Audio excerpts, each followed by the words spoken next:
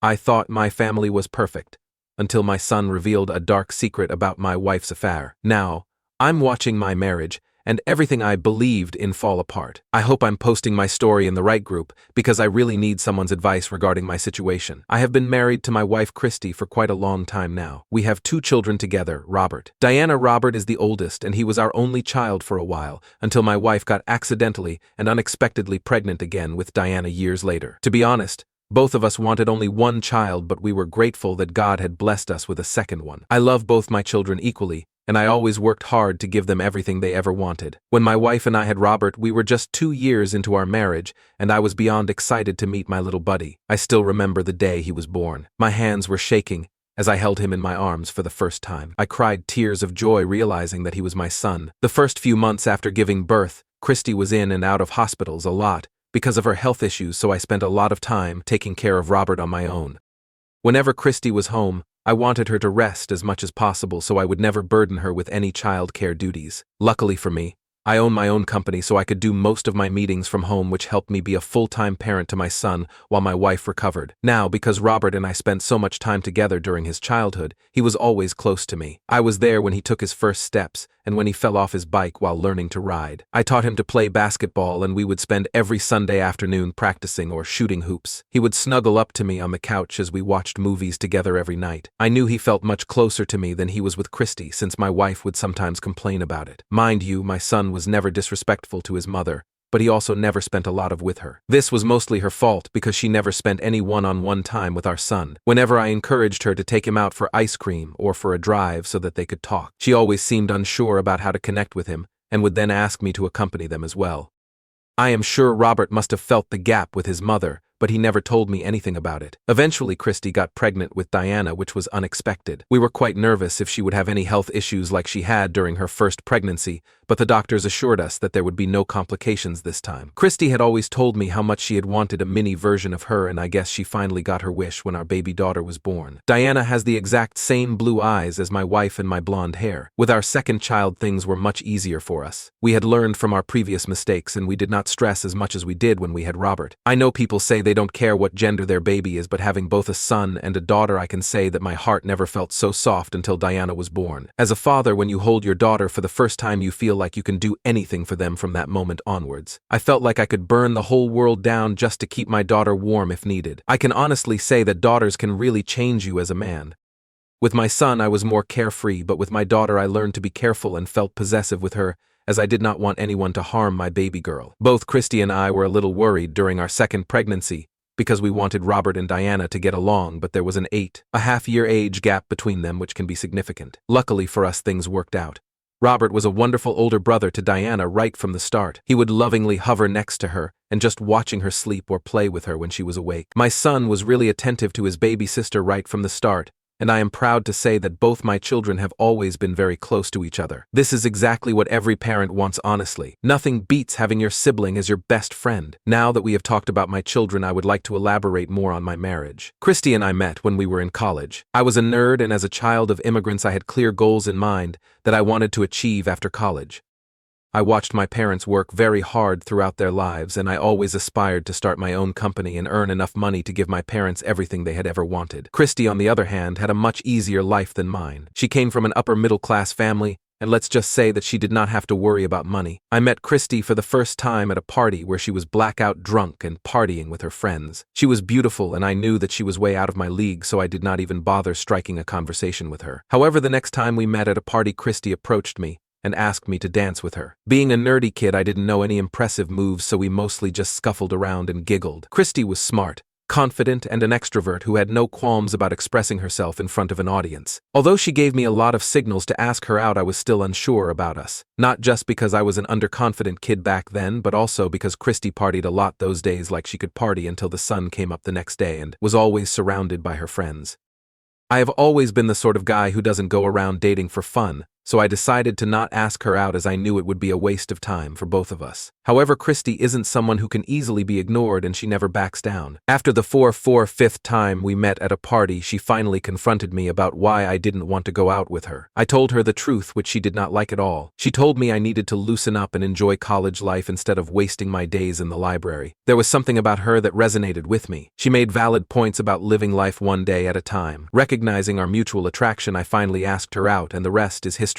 Christy and I have faced issues with her drinking problem, but we've never broken up. To be completely transparent, for the sake of the story, my wife changes into a different person when she is completely drunk. Initially, with a few drinks, she remains her sweet self, but after 5 or 6 drinks, she becomes very nasty to the people around her. In college, people even called her Miss Jacqueline Hyde for fun, because it was like she had a completely different personality. I remember the first time I saw her other side was when we were all at a bar for the first time. We had all turned 21 that year and wanted to celebrate at this cheap bar that offered 25% off drinks between 4 to 5 p.m. Everyone was having a good time. Christy got very drunk and went to the restroom to pee. On her way back, she bumped into a server who accidentally spilled drinks on her dress. We witnessed the entire incident, and I rushed over to help my girlfriend, but before I could even reach her, Christy started screaming and pulling the server's hair. I was stunned by the whole thing as I watched my girlfriend publicly embarrass herself by shouting cuss words at the poor server, who looked horrified and kept apologizing. In the end, the manager asked us to leave because Christy wouldn't stop causing a scene. I did my best to calm her down, but her friends kept blindly encouraging her and escalating the situation even when she was clearly in the wrong. When the manager attempted to remove us, her friends refused to leave and started threatening him loudly. One of them even smashed the glass on the floor, which was scary. I quickly realized if this continued, the manager would involve the police. I'd never been in trouble before and wasn't about to start that night, so I settled mine and Christy's bills separately with the manager and got ready to leave. Despite my efforts to reason with Christy to leave with me, she insisted she was right and refused to leave until the server paid for her dry cleaning due to the spilled drink on her dress. Fortunately, I left in time because shortly afterwards the police were called and the entire group was arrested. They had to call their parents to bail them out. Everyone was understandably upset with me for weaseling my way out of the situation. Some even texted me calling me disloyal and saying they didn't want to invite me to their parties anymore. Honestly, I was okay with that because I didn't want to be associated with people who got into legal trouble. However, Christy was not happy with how things unfolded. She wanted me to apologize to her friends and kept insisting that we should support each other and stick together in such situations. I explained firmly that unlike her family, my parents wouldn't forgive such behavior. They would be furious if I ever needed them to bail me out of jail.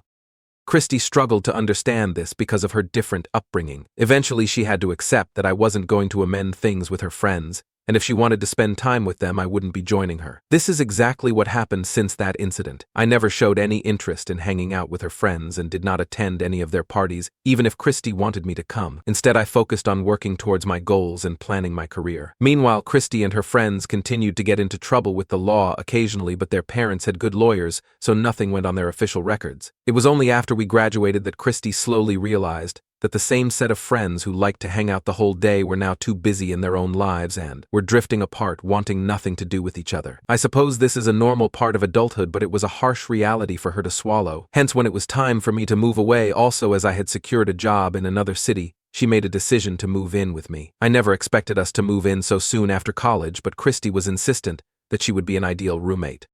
She told me that moving in with me would help her focus on finding a job and being more serious about her future. However, in the first 6 months of living together, it was a struggle for me to pay both our bills and rent, as she didn't contribute financially. The only thing I asked her to do was cook, but even that seemed like too much for her. She would spend hours sitting on the sofa watching TikTok, and whenever I encouraged her to go out to the park or to the gym, she would talk about feeling depressed. It was only after I sat down and talked with her about the financial strain I was under that Christy finally understood the extent of my responsibilities. She started to apply to many places and eventually landed a job in a digital marketing company that seemed to suit her. I was relieved to have a partner contributing financially, which alleviated my money worries. However, Christy also loved splurging money, as much as she earned, which wasn't a lot to begin with. She would buy perfumes and makeup every time she was bored and had a phone in her hand. I couldn't count the number of boxes that arrived at our door all for her.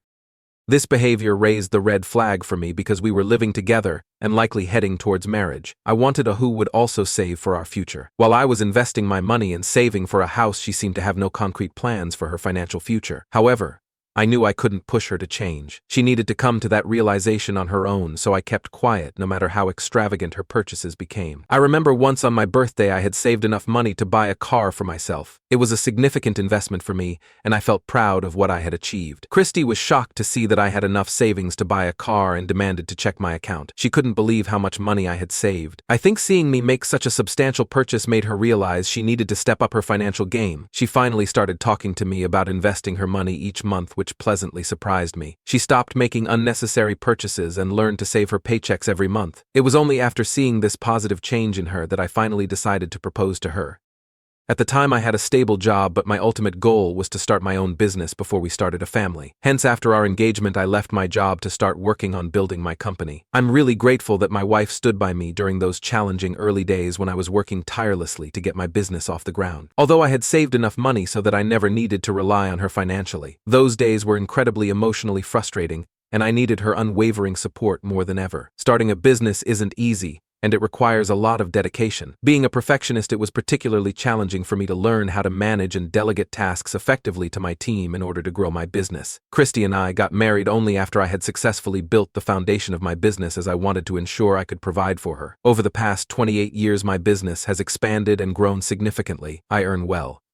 Thanks to my business, I have fulfilled my dream of being able to provide my parents with a comfortable life. Christy was also able to leave her job to become a stay-at-home mother.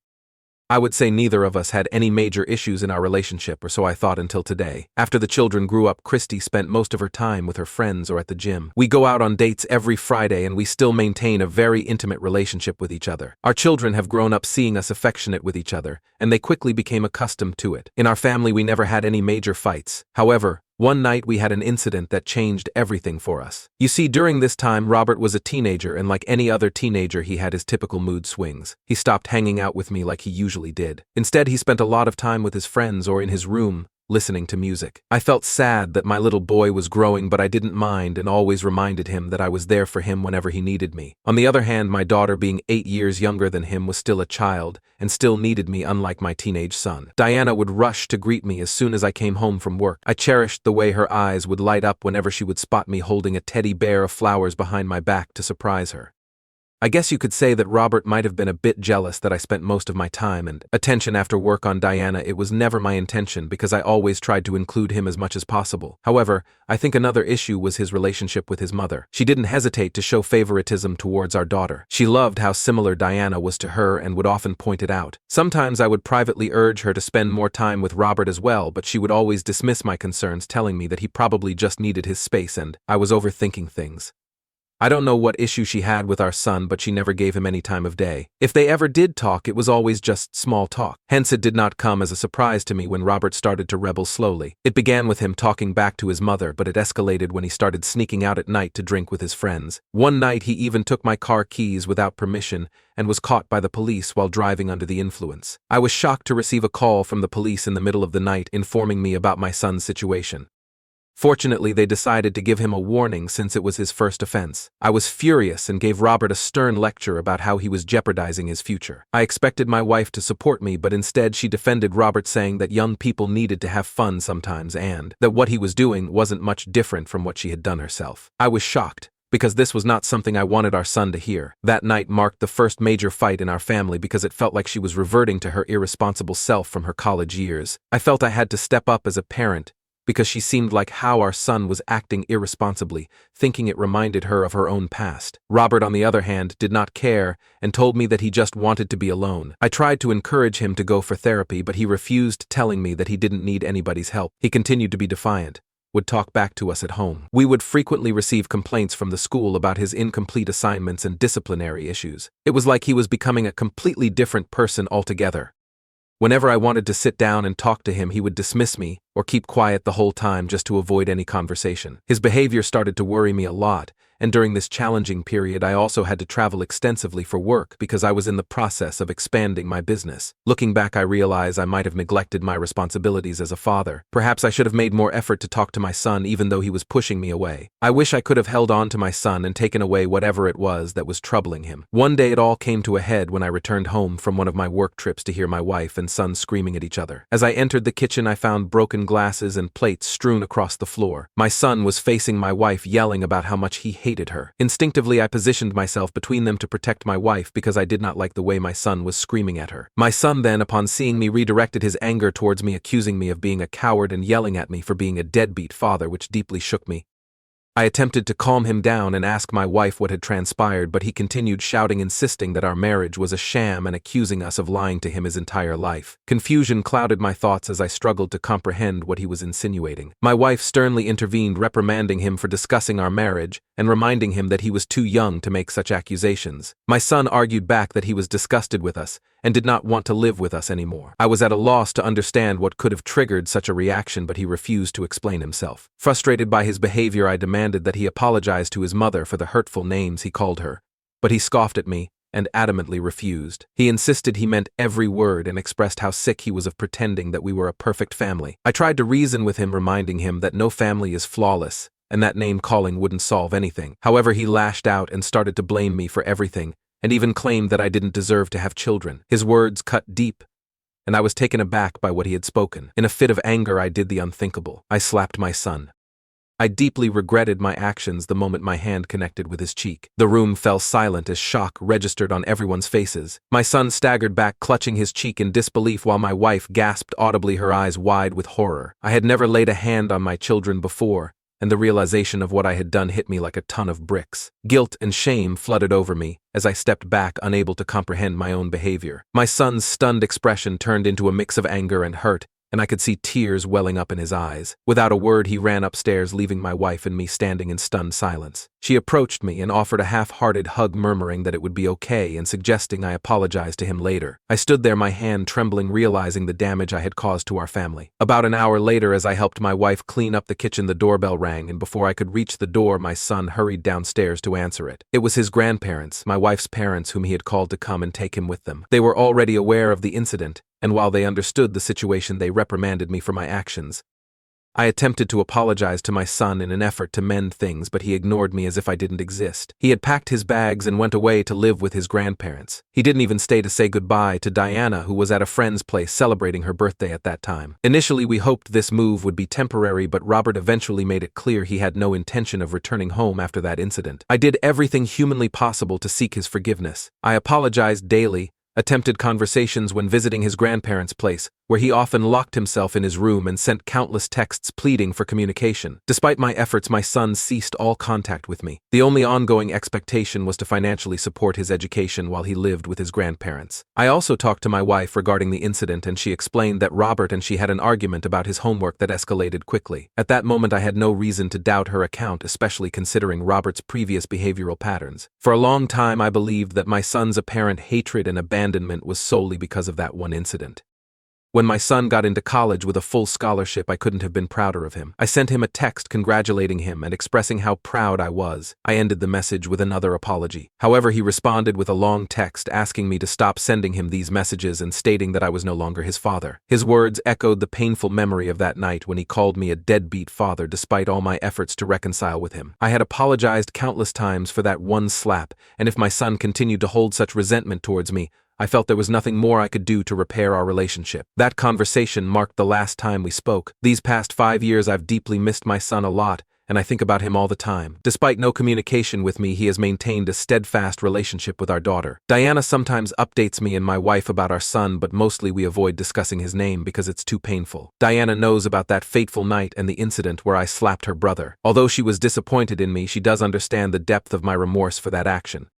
Yesterday, on her birthday, Diana expressed her wish to spend the entire day with our son at the adventure park. I was genuinely happy for her and hoped that they would have a wonderful time together. When Diana returned home late that night, she appeared disturbed. While Chrissy had already fallen asleep, I stayed awake to ensure our daughter returned safely. I also hoped to catch sight of our son in case he accompanied her back. When I asked her about her day, Diana shook her head. Concerned, I inquired if something had happened to her. It was then that my daughter asked me if I knew the real reason why Robert had left that night. Confused, I asked her about what she meant, but she told me that Robert misses me even though he will never admit it, and he had shared something troubling with her that she found hard to believe. I pressed her for details, but Diana suggested I should probably go through the emails my son had apparently sent me years ago. Initially, I believed my daughter might have misunderstood Robert because if he had ever sent me emails, I would have undoubtedly responded to them. Checking my Gmail, I found no emails from Robert.